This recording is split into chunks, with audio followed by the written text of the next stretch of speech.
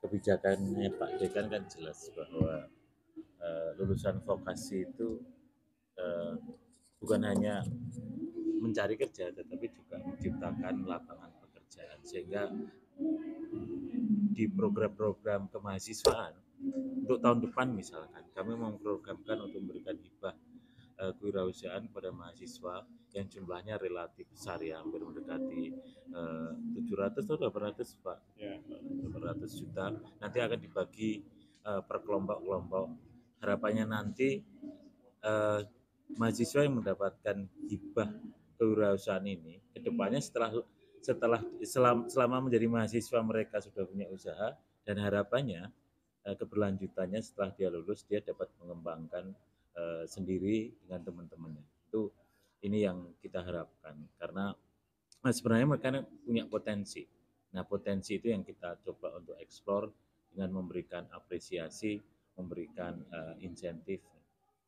Mungkin Bapak Ibu mungkin pernah mendengar di Harvard itu untuk uh, memberikan Harvard itu hanya memberikan dana 500 juta satu tahun itu untuk mahasiswa, tapi festivalkan, diorkestrasikan dengan bantuan teman-teman media, sehingga hasilnya itu minimal 1-2 tahun itu Harvard bisa menghasilkan eh, usaha rintisan yang membuka. Jadi jangan kita membayangkan yang besar-besar seperti Harvard itu memberikan dana yang besar, tapi yang penting itu tadi ekosistemnya yang dia ciptakan, mahasiswa untuk bersaing itu yang kita coba kita ciptakan.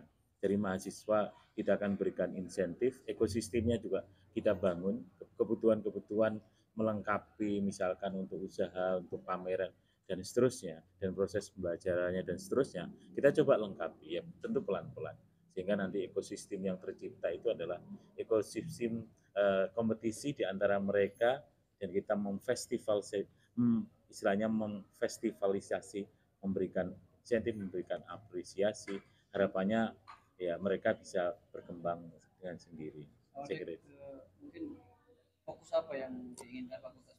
Tadi kan disebutkan mahasiswa membuat startup dalam bidang apa yang mungkin kita memberikan keleluasaan kepada mereka. Ya, tentu karena ini kan sifatnya kolaboratif, ya, tidak satu bidang studi. Misalnya di kita kan ada IT, kemudian ada desain grafis, ada hotel, ada bisnis, dan kedepannya kita sedang membuka program studi baru yang berbasis IT. Ya, mungkin nanti ada 6, 7 sampai 10 program studi baru nih Pak Dekan. Ya, bisnis halal, bisnis internasional. Nah, tentu ini kita beri keleluasaan kepada mahasiswa untuk menginisiasi membuat usaha. Kita tidak membatasi pada satu bidang saja atau 2 bidang saja.